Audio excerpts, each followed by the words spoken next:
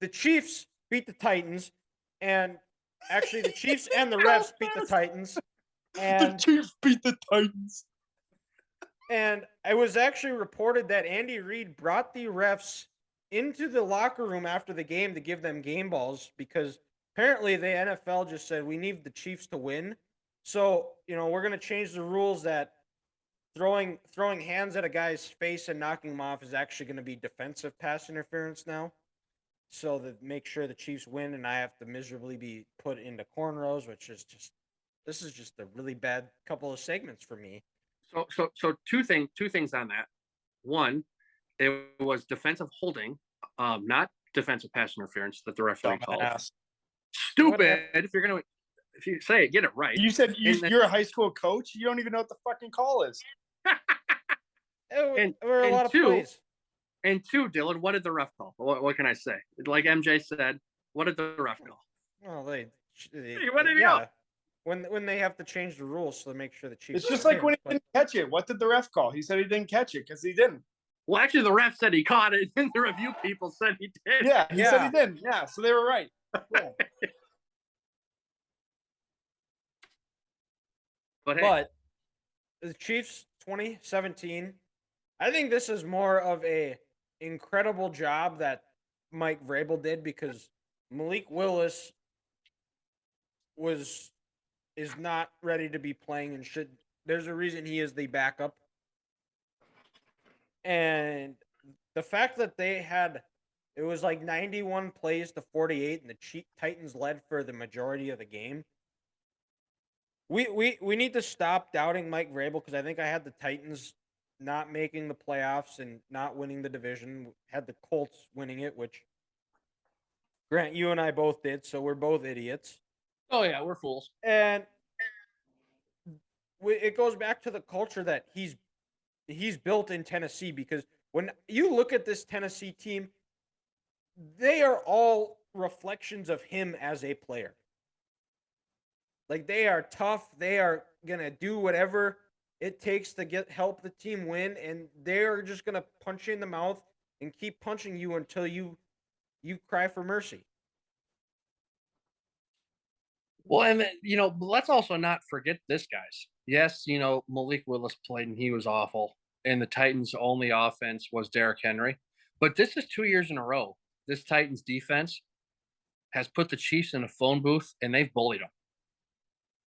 I really wish I could see the coaches' film, the All 22, on what the Titans secondary was doing, because for about 70% of the night last night, when you're watching these replays, they were just blanketing these Chiefs receivers. So props to the Tennessee defensive coaching staff for putting together a game plan.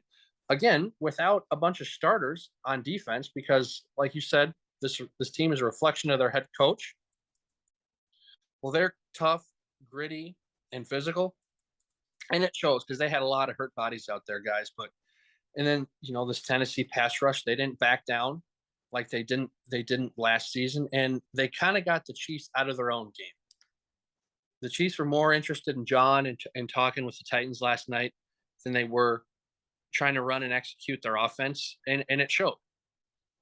But for the Chiefs' sake, what I've been saying all year, they're just a resilient team. They don't quit. They don't give up. And they're just a reflection of their head coach. They're going to keep grinding. They're going to win games. And then also last night was a over my dead body game from Patrick Mahomes. He wasn't going to stop. He was getting frustrated all night, but he just found a way. He found a way. And as soon as Tennessee didn't rush with integrity and he had an opportunity to use his legs, he took advantage of it and helped propel the Chiefs to a victory on that, 3rd and 20. And you let him run for a first down. That's you can't have that in this league, especially against the Chiefs.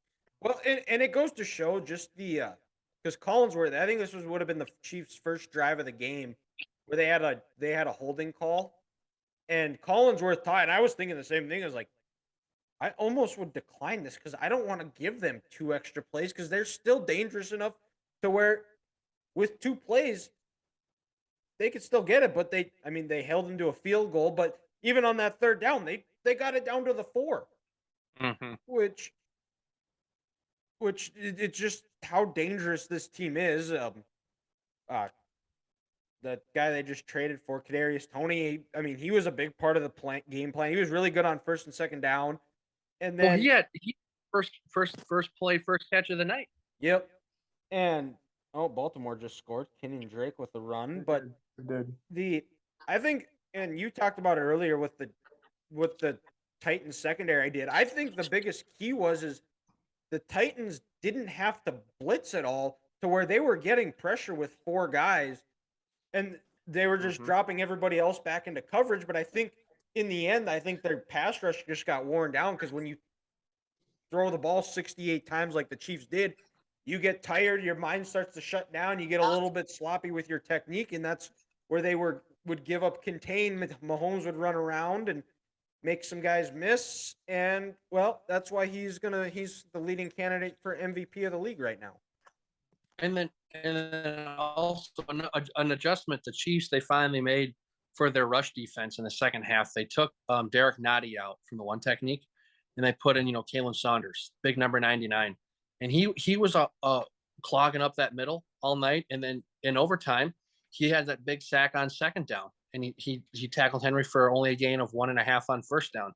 So the Chiefs made an adjustment. They said, "Hey, Tennessee, they're doing what they want to do. They're being physical. They're running Derek down our throats. We're going to make an adjustment," because Nottie's been bad for 2.5 years with that. And I was always wondering why they didn't put Saunders in and give this guy a chance out of Western Illinois. And they finally did, and good things happened. And you know what? That young man probably played himself in a starting role, this upcoming Sunday against Jacksonville. So, good for Spags and his defensive staff to make an adjustment and say, hey, if we don't do this, Tennessee's going to beat us with 8 passing attempts in this game, and that's just not acceptable. And it worked out.